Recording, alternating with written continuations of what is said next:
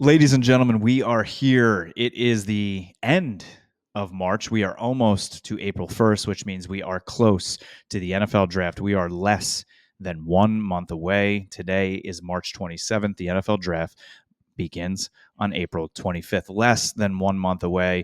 Aidan and I here at Birds vs. Boys are going to be pumping out mock drafts, some player evals of players we think may be landing with the Philadelphia Eagles, with the Dallas Cowboys. We will be doing a full round mock draft and soon to be announced on our Twitter, Birds vs. Boys Pod, and all of our other platforms, what we will be doing the night of the first draft. We always get together, do a live stream. It is going to be bananas this year because, hey, we're picking very close to each other. Last time we did that, there was a trade-up scenario where we both fucked the Giants, which was fun. So fireworks are going to be happening. But before we get into that, lots going on. The NFL owners meetings, Dak Prescott locked in for a Dallas Cowboys player for life. Aidan, how are you? Probably better than you. I feel like every story that comes out about the Cowboys these days is like, oh, what are we doing? To me, I'm like, yeah, kickoffs seem like they'll be fun now. I feel like I'll live like I'm like a retired person in Florida when clouds come in. It's like, there could be a storm today. Like that's the level of excitement that I get compared to what you get, where it's like it's a tornado every single day. We know it's pretty funny. I'm pretty much at that same point because I'm just numb now. True. It's like the amount of tornadoes that come through. It's like what else? Like I'm just gonna chill. Whatever's gonna happen is gonna happen at this point. Go Texans. It's like living in Buffalo where you get hit by a blizzard so much, and you always say like, oh, we get hit by a lot of snow, and you're like, oh, we never do well in free agency, and then you get hit by like 6 blizzards in a row, and you're just like, snow is snow. I don't have anything left, and you're like, I have no resources left to complain about them not investing in linebacker, running back, corner, safety, anything, and instead just we'll get into your owners meetings here in a second, but just doodling on the paper is this the end all be all, which is just perfect. And I did not have on my bingo card this week arguing with some Cowboys fan who said that he's I'm a real fan. I've been diehard for 30 years. Coming at me and literally every single I went through. You ever go through somebody's timeline just to see, and you scroll and I'm like, they're replying the same thing on everyone's thing, and it was like defending Jerry Jones, that he was actually writing in cursive and he was just scribbled out what he wrote, not just circles and squares and dribble drabble. He was full on defending to the point where he started saying that I have a 5 head in my profile picture. I'm like, okay, we've gotten to that point. I've won.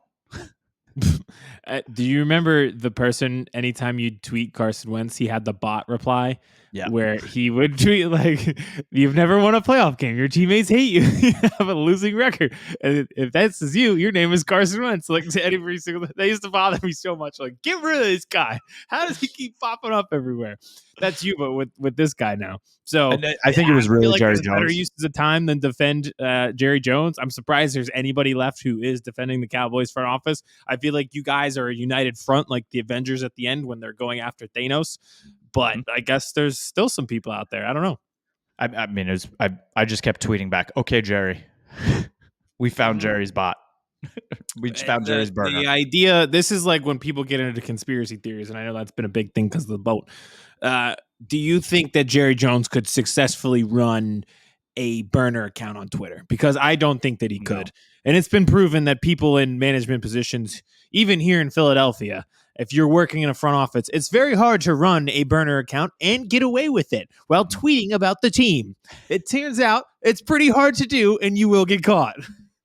Yeah, no, I bet Jerry still has a flip phone. I mean, do you realize I don't know if you probably don't know this because you're not as tapped into like the Cowboys media. He still full on cares about newspapers. Like his PR department, like I think it's every morning, like cuts up whenever the Cowboys or he is mentioned in any newspaper and like tape them on to like white paper and then like give it to him for the morning for him to read. Awesome. So they cut up that and they cut up his Dino Nuggets and hand it to him together. And like, yep. Here you go, Jerry. Yep. That's my life. That's amazing. So yeah, that's how the owners' meetings went. Just to clarify everything that's been going on. All the owners are there, so they all get interviewed. The general managers, the coaches. We get the funny pictures of the coaches. Not our together. coaches. Our coaches were not there. Our coaches were not there. They ended up there. They took Yeah. a photo without us. That feels rude. Yep. Yeah. What happened that Mike McCarthy, Sirianni, and somebody else wasn't there? And Who else wasn't there? Took the picture anyway. I think there was like 4 coaches that were not. Yeah, but like, why aren't we taking the picture at the end of the meeting? Take the picture at the last day, not the first day. Yeah. Well, what is this? Do you know where Mike McCarthy was? No. This fishing trip? Can I guess? Fishing trip. Some type of trip. No. Worse because of how Cowboys fans feel about this. Was he back in his bunker where he learned how to coach football? Worse. He was at Michigan's Pro Day. Okay. Which is not a bad thing. They just won the national championship. They have a lot of good players, but the Cowboys, I mean, the bad taste in their mouth of Taco Charlton, Mozzie Smith, Luke Schoonmaker, all high picks, and now we're missing the owners' meetings for another Michigan player. I do see how the optics of that don't work. Although, wait, why are they doing the pro day the same day as when everyone in the NFL is in one location? It's like the State of the Union, and you schedule a meeting on like climate change the same day. And there was multiple. I think it was Michigan, Texas, and like Alabama were all the same day. Those are 3 of the most important ones. What are we doing? Georgia had theirs. We wouldn't even have a coaches meeting. And LSU now, like, there just needs to be some sort of better like coordination, I guess. And it was interesting. Like Texas, you would think, okay, Cowboys have representation there. They have 2 of the best defensive tackles in college football coming in the draft this year. You have a massive need at defensive tackle. The only coach that was there was the offensive coordinator. Not who I would have sent first. Maybe anyone on the defensive side, but that probably is not the best. You know what that tells us, right? Foreshadowing that we might be able to take them off the board in the mock drafts. No Byron Murphy for you. But you know who that can put on the board, and we can pencil it right now on March 27th? The wide receiver. Nope. Brooks, the running back, coming off an ACL in the second round. That's true. Without He's a like doubt. Bijan, but like not Bijan and also hurt. So like wasn't good enough to start over Bijan Robinson, also tore his ACL. And so we're going to have Rico Dowdle, a rookie running back coming off an ACL, and Zeke Elliott in the backfield. And Deuce Vaughn. Do you think in all of the newspaper clippings that they give to Jerry Jones and to Stephen Jones that they knew what was coming when they got to these owners' meetings? So basically, let's just preface this. Owners' meetings this week, everyone's there. Owners, GMs, coaches, everybody. They meet. There's rule changes. We'll get into that. But you get a chance to actually hear from the owners, GMs, and most teams. If your owner isn't a giant diva who cares more about the entertainment than the sport and production on the field, you don't hear from them quite often. So it's quite the spectacle. Jerry Jones, however, was there. The Cowboys have done nothing in free agency. They spent the least amount of money in free agency.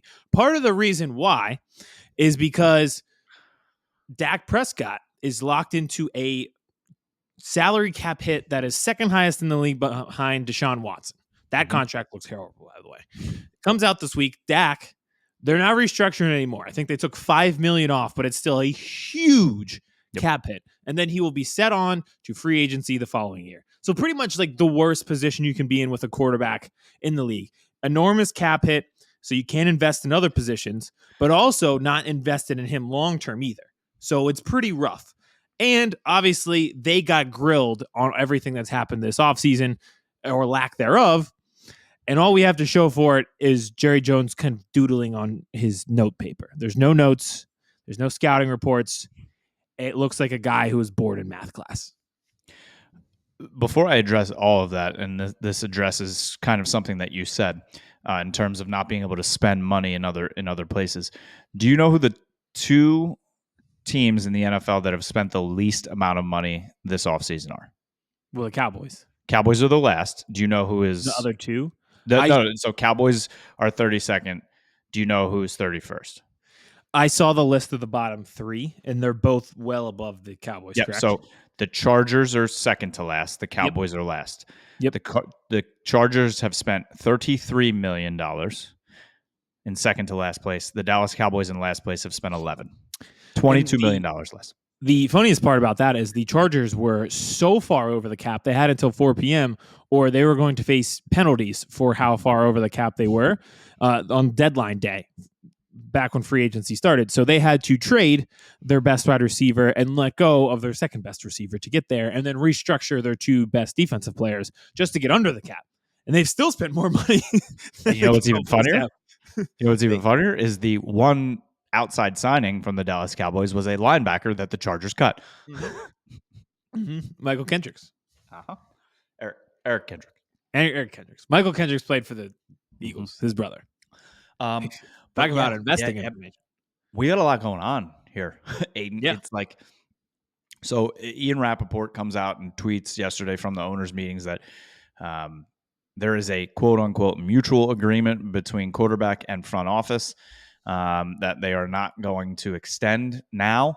And then he came back with a tweet right after that, basically saying this paves the way for Dallas, or for Dak Prescott, to test free agency in 2025. Now, I don't think it's off the table that they re-sign him. They've done a multitude of re-signings at camp, August time, September time.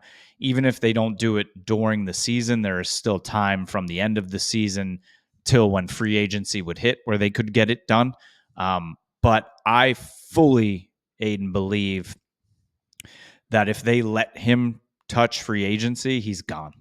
They won't let, I don't think he lets them match. He definitely won't give them a hometown discount.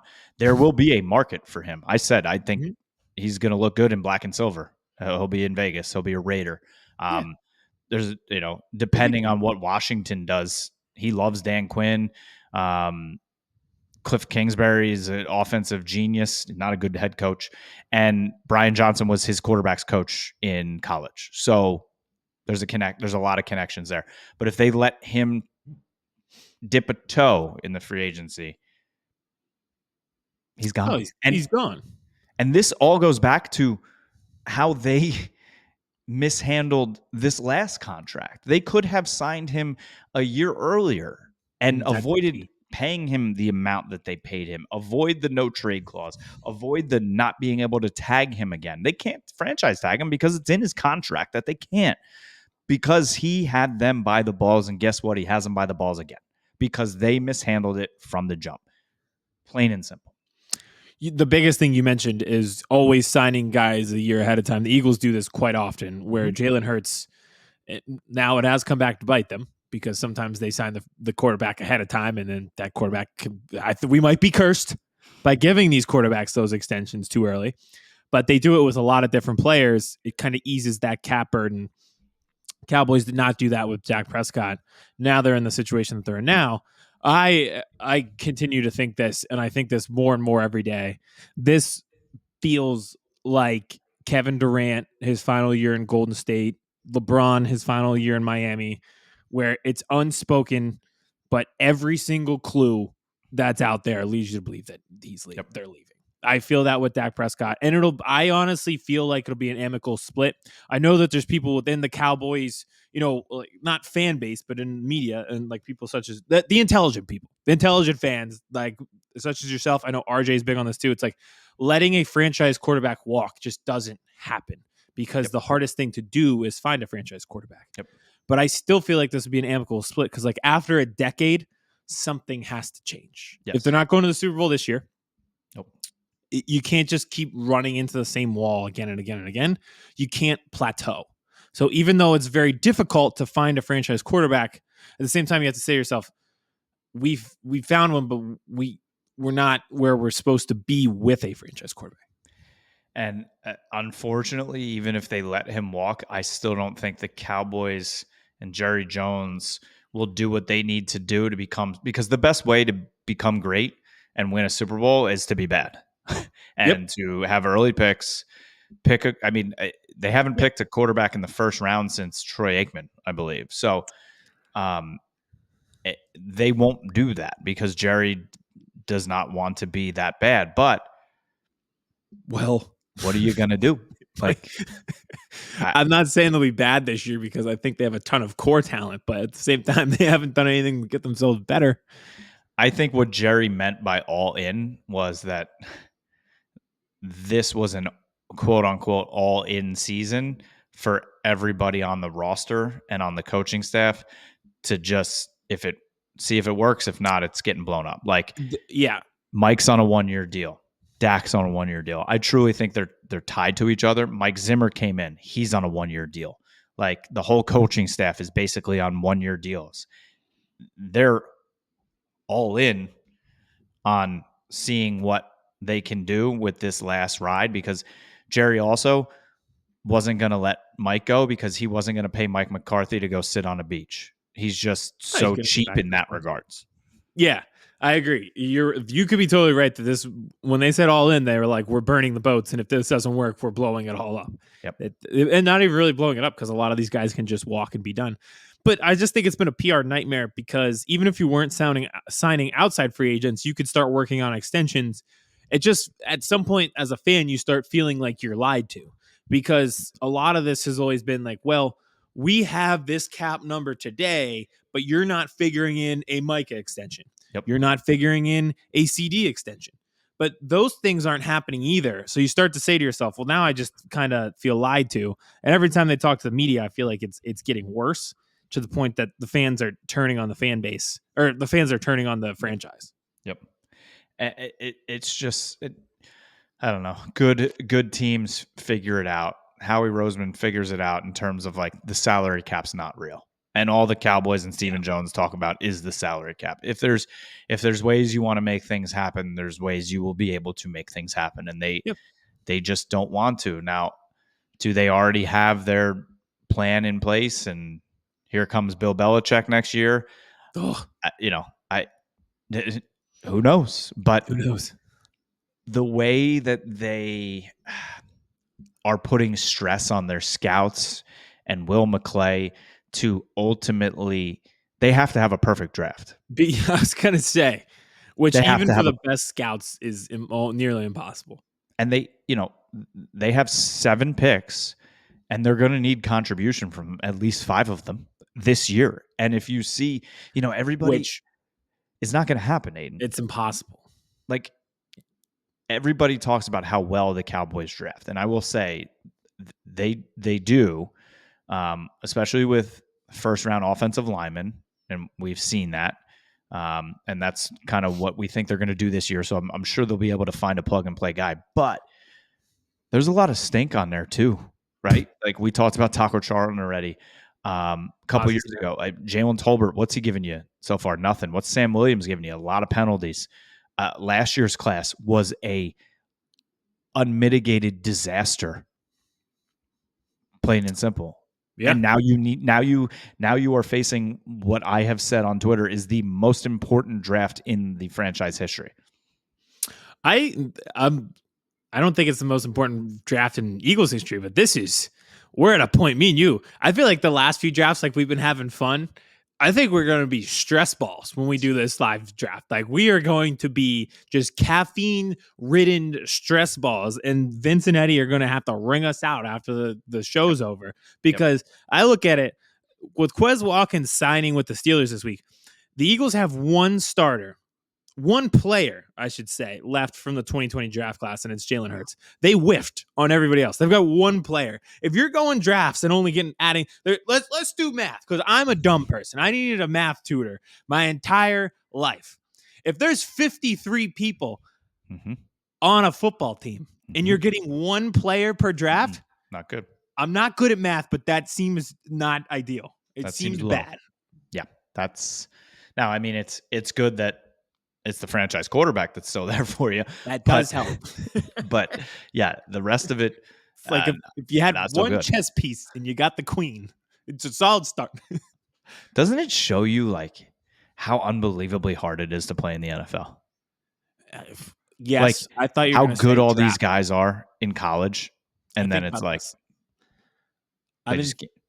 Yeah, I thought about that recently too. And also just like basketball, because March Madness is going on. And I'm like, there's people who ball out this week. And then like, I don't even remember who balled out last year. I feel like that happens every year. And it puts into perspective how many good, talented athletes there are. And the NFL is even harder. But I thought about this. While we're getting things into perspective, I just need to add my dumb take. This week with the bridge collapse, I lose perspective of how big boats are. I have nowhere else to put that statement, but I need it on record. Sometimes I forget how big boats are. And not just boats, but those tanker ships and then you add all of those shipping containers on it, and it's 3 football fields long. That blows my mind. I can't comprehend 3 football fields. That's like 3 Lincoln Financial Fields on the ocean. Yeah. That blows my mind. And as tall, basically. Yes. With all the containers. Cruise ships blow my mind. The fact that everyone lives there. There's a pool, multiple pools. There's a water park. Casino. A casino. Everything Clubs. fits on one boat. That's hard for me to comprehend. I know this sounds dumb, but it's a lot for my simple mind. True. And when I woke up and saw that video, I was like, that's not real. That's like a Michael Bay movie. Yeah. Like is that the new James Bond coming out or what? Transformers on those guys fighting on one of those boats would be sick though. That would be a good Transformers movie. Yeah. I just, and then it amazes me, the same people in COVID that were, infectious disease doctors and all that. Now they're boat captains. They're boat captains. Yeah. I love it. It's like, it's really just kind of hard to sustain a bridge when a massive ship runs into it. And then we got to work on infrastructure, but there's another infrastructure that'll stop that. People are like, it's unbelievable, just somebody like new to just have their phone watching. And I'm like, idiots, that's a security camera that's always watching the bridge, and someone recorded the screen on their phone. Like, what? The conspiracy theories that come out of stuff. And it's just like, it's so funny on Twitter watching people fight back and forth. They're like, clearly you see the lights go out, and that means the power went out. And somebody's like, that doesn't mean the power went out. Maybe they just shut the lights off for a minute. Yeah. That's the beauty of Twitter, is if you can sift through it, there's a lot of funny jokes, but in between you have people arguing like boat conspiracies and the sexual orientation of the number 1 overall pick in the NFL draft. And a lot of those people are ending up on the same side of things, but it's just like, how do these topics come to be? I'm sitting here in the morning in my office, and I have like, I don't know, one of the news channels on, like the Today Show or whatever. And it has the ticker on the bottom, and it's just like, the things you see on the ticker from like, boat sinks bridge. And then the next thing it's like P. Diddy's home's raided for sex trafficking. And then it was like, gonna be sunny and 45 today. And it's like, all right, traffic on the Schuylkill. We turned to Bob Kelly with Bob Kelly Drives. It's like, oh, it's clean on the Conshohocken. It's like, now back to the giant bridge collapse. All right. And then we're going to go to Sue Serio. She's going to knit something for us. It's like, all right, our next story. Guess who P. Diddy's drug dealer was? He was getting buckets in Syracuse before he was dishing out cocaine and ecstasy. And now we're going to bring Pete Rose on to talk about Shohei Ohtani's gambling scenario. We go to our gambling expert, Aidan Shander. Pete Rose. It's like, what? Embiid's still out. Sixers fall to Memphis. Let's go talk back and talk about how many construction workers have drowned in the bridge. I'm like, what just happened in the last literally 17 minutes? It's kind of wild that our brain at this point is so numb to it that with all of those things happen on a day-to-day basis, scrolling and watching, and we don't even think twice about how absurd those are. And then they're like, we'll be back in 30 seconds after this commercial break. And then it's like just a commercial of Joe Biden be like, I'm very young and handsome. And I'm like, what is going on? Presented by DraftKings. This campaign commercial is brought to you by FanDuel. If we could wake up like one of the founding fathers and just like sit him down in front of a news channel right now, they'd be like, never mind. They'd be shocked for a lot of reasons. Never mind. Shut it down. We're not going to war. Pay the tax to England. Yeah, we'll pay for the tea. Oh my goodness. I don't remember what Cowboys Eagles point got me to the boats. That's the point. That's where we are with this team right now. Yeah. I don't know. I wish at this point, I know he has a no trade clause and he wouldn't go anywhere, but just like go get something for him then. And now you're seeing like these reports. It's like, should you trade Micah? Like, which is like the mystery box thing. If you give me 3 first rounds, maybe. Yeah. It's the mystery box. It's like you could trade for him. You could either have Micah Parsons or you have the mystery box. It's like it could be anything. It could even be Micah Parsons. It just doesn't make sense. It's like you won the game.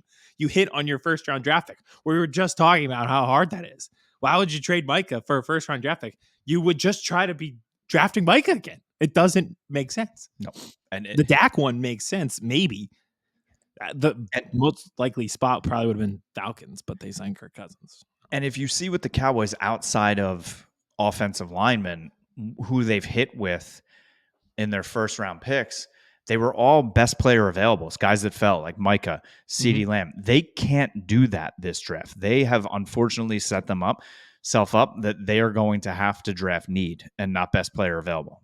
They need offensive line. They need linebacker. That is true. Luckily for them, I feel like Tyler Guyton at 24 would probably suit both of those. He would be position of need and he would be the best player available. So they might luck out in the end. And part of the draft is just luck. So Yep. It's either tackle or I think Johnson Powers is going to be there now, the center, but you're hearing a lot of medical stuff with him now. So our Irish knees are not strong in the Powers clan. Yeah, you're apparently gonna have Jason Kelce back. So I love that. The entire Saquon. First of all, we can keep going on Cowboys, but I just one Eagles thing. I have 2 Eagles things, but this is the one. Saquon was on New Heights. I am so excited for him because this just feels right. Penn State kid, Allentown, now back with the Eagles. This just feels like he's home. He had said it on here. It's like my entire family's from here. My girl is from here. We raise our family here. Like he's just so excited to be home. This feels natural. I feel like he'll love playing here. And just everything that they talked about, him recruiting Jason Kelce to come back. I was like, oh, now that is how you build a podcast teaser clip. That right there is awesome. There was a point where Saquon Barkley is explaining to the Kelce brothers what Arts Fest is at Penn State, which is hilarious for all the Penn State people who go up there for Arts Fest every year. And I would love to send the Kelce brothers to Arts Fest and see what happens because I think that would be an all-time show. That would be an insane show. If Kelce doesn't come back, I again think he should just go the Guy Fieri Bourdain route, and we just like send him places to experience the culture, and we'll just send Jason Kelce to Arts Fest up to Penn State and be like, "Yeah, run around," and he'll be like, "Where's the art?" And you're like, "That's kind of not the thing." There is no art. There's art, but that's not the point. I think that would be. He could do so many things in retirement that he would be good at. I saw, yes, that is very true. I saw that he is being considered for Monday Night Football as one of the anchors on the post game show. I don't really want him to go that route. I think he is such a unique unicorn that transponds beyond sports. And, part of that is because the family now has a following beyond just sports lovers, given Taylor Swift. But I don't think he needs to sit at a desk like these other guys. No. Like the beauty of Jason is him being out and about. Like letting him loose is when you get your best content. Yep. Also, like letting him loose on screens is probably where he made a lot of his money in the game too. I mean, there is no chance, right? Even if he is not on the Philadelphia Eagles week 1, there's no chance he's not in Brazil, right? He'll be there. He's throwing out the first pitch at the Phillies game tomorrow. He will be in Brazil, and that is the purpose. Like there needs to be cameras the entire time around him in Brazil. This feels like you can just see this coming, like a boat going out of bridge. Just like you can see it coming a mile away. That they'll have an injury on the offensive line. he'll have watched them play and say, I'm not done quite yet. He'll still have that itch, and not going through training camp and just getting back on the field with the boys. That'll be a big thing that I think he'll be like, all right, yeah, I'm coming back. Could you imagine if they could somehow pull it off where he re-signs with the team, but it's not leaked? He only practices in closed session practices and training camp and stuff. And then week 1 in Brazil, he just walks out on the field with the luchador mask on and then Amazing. just takes the field. Doesn't say anything. Amazing. If we could keep it under wraps that he was coming back. And he just walks on. He's the first Eagle on the field wearing a luchador mask in Brazil. There's a non-zero chance that, I know you hate Nick Sirianni's gimmicks, but there is a non-zero chance that Sirianni will call Kelsey at some point this year and be like, listen, I got to hype the boys up. What if we just signed you again? And that'll be my hype speech this week, is we're just going to sign you to play with the team again to get the boys fired up. But you don't actually really ever have to play again. Yeah, I just really, you coming into the locker room is just the gimmick that I want to go to this week. We have a couple minutes left here, and I want to touch on that of how it's going to be so funny hearing how many angry old boomer Philadelphia fans are going to be there that, one, they're playing in Brazil, and two, it's on Peacock. Oh yeah. I think it's one of our home games. I love it. I think not the Peacock thing necessarily. The being in Brazil and being somewhere new, I think this is awesome. I wish I could afford to go. The Peacock thing, gonna be a struggle. So does that mean it's one of the playoff games is not going to be on Peacock now? Let's hope. I think I saw Amazon Prime is getting a playoff game, so hopefully that's a swap. I feel like that's the whole problem, is you got to keep up with the streaming services, and we spent 30, 40 years, 50 years just being like, it's on channel 4. No matter what, it's on 4. The NFC is on Fox, and it has been our entire lives. Yep. I think that we're losing the point of this with the streaming services. We like it. Now we're going to be getting messed up this year in college football with the SEC not being on CBS. That's just messing with me. The Big Ten on CBS is going to break my brain. When I turn on 3:30 game on Saturday and it's not Alabama kicking the shit out of Ole Miss, I'm going to be very confused and very lost, and I'm gonna panic. I'm gonna be like, I don't know what to do with my hands. I'm not gonna know what to do with the remote. I don't know what to do with my hands. It's just and your thoughts on the NFL changing the narrative of not playing on Christmas in the middle of the week, now having a game on Christmas on a Wednesday. They are going to land that KO in the NBA no matter what they do. They don't care who gets hurt. They don't care what happens. They are going to take out this league and destroy them at all costs. It is the one threat that they have, because it's a global game. They are going to destroy them. No matter what it takes, they are going to just try to destroy the NBA. Mm-hmm. So I am not shocked that they are playing on the holiday. They are going, like I said, like they're going to take the holidays. They're going to take every day. They're going to extend the season, everything. Like they're going to just ruin this league on purpose to grow themselves. It's just capitalism, how it goes. I want no part of that game in terms of the Cowboys playing. I don't think it'll be us, because the Eagles played on Christmas last time. So yeah, and the Eagles the Cowboys play on Thanksgiving. So yeah, so I don't think it'll be us. So it'll be like the Packers. I think that's a big one. Real quick before we get out of here, rule changes. That was a big thing this week.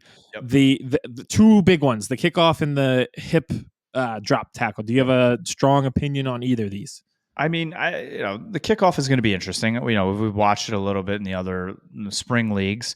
I think it has the ability to make the returner much more important. And the Cowboys have Turpin. I think that could make, and we have Bones Fossil, who I think is going to figure out a way to use this to his advantage. I think it makes the returner much more important in the game. But also, I think they could just boot it in the end zone if you have a returner like Turpin that continues to hurt you. But it's interesting. Yeah, I think it's interesting. I think it adds strategy to the game. Yes. So much of this game has become just skill, just being faster than the guy next to you. Yep. And just like a nice little strategy piece of it. Everybody loves strategy games, right? Like we always play computer and video games with strategy involved. I think it adds like a strategy proponent to the league, and I like it a lot. And I feel like Jake Elliott, though, feels like a guy who could land it in the end zone every time, like not send it out of the back of the end zone, but not put it in the landing zone and not kick it out of bounds. I know he's a really good golfer too, so I know he puts it on the green all the time. He just feels like a guy who can estimate precisely. So I feel like he is an asset to have. Another thing, I know I keep harping on the Saquon thing, kick returner at Penn State. If you remember that Ohio State game, and he actually had a one against Indiana that year too, but housed 2 that year. So having him, just having speed on your team and having a guy like him, putting him back there, I think it'll make it interesting. I like the rule. I think it's fun and it's exciting. Yeah, I mean, kickoffs have kind of died anyway with the rules, and it's just so. And the hip drop, I think it's good. I'm fearful of the amount of penalties that are going to happen, and games are going to be 7 hours long this year. But we've seen a lot of, Tony Pollard, Dak, basically, it was a freak thing, but that was kind of a hip drop when he broke his leg. So it's a play, even though the players don't want it out, which is interesting. We'll see. I just don't want a ton of penalties all game long. Yeah. Listen, us football fans, we got to stick together for the month of September. That that there's going to be an overcorrect where they're calling it a lot. We just have to get in the foxhole together and see it through the night, and it will come out better on the other side. There's going to be a lot of those penalties early on because they're going to try to emphasize it, try to get it out. As the season goes, we'll forget about it. I feel like this has happened with other things before, but those first few weeks are going to be rough. And I feel like it's tough. I feel like I fall right in the middle. I see both sides. Same. And I know this is supposed to be hot takes, but I really fall right in the middle. And I get it. Like it becomes harder to tackle. It's easy to get hurt in the sport no matter what. So I see it from that side. But at the same time, like I don't want to see Mark Andrews' ankle on backwards because he's too big to tackle, and they turn to the hip drop tackle to get him down, So I see it from both sides, and I think September will be rough, but we will overcome. Well, September is going to be rough, but March and April and May and all of that have been tough for Cowboys fans as it is. But we will continue to cover everything in terms of the Cowboys and the Eagles offseason. Like I mentioned at the jump, we will be doing many mock drafts for the Cowboys and the Eagles, including full 7-round mock drafts coming up. And we will be doing what we did last year in terms of one full first-round mock draft where Aidan and I pick for each team. That will be dropping soon, as well as a lookout for our live stream coming up the first night of the draft. But thank you for watching. Thank you for listening. If it's your first time here and you are watching on YouTube, make sure you hit that subscribe button. We are wherever you listen to podcasts as well. Full episodes, Google, Spotify, Apple, Stitcher, Napster. We're there. And all of your social media platforms, Birds vs. Boys Pod on Twitter, on Instagram, and on TikTok as well. I hope you enjoyed the bridge, the boat, and the Diddy talk today. You never know what you're going to get. Start with the owners' meetings and end up with the size of boats. You never know what you're going to get here. Enjoy it, everybody. Cowboys fans, hang in there. Eagles fans, enjoy the clouds passing you by. Chris Hansen here, and I'm going to need you all to take a seat right over there and check out Birds versus Boys. I think you're completely right here, and I hate it. Hey, idiots. Stop doing dumb things. I got 2 phones. Upset alert. Upset alert. I might go insane. I think you're already there. There's no hope. Hope is gone. If this was an AFC North podcast, we'd be done in 15 minutes. Bob Hope. I'm going to drink bleach. That is the team you promised me you were going to be this year! This is the Consciously Hopeful podcast. I'll be watching.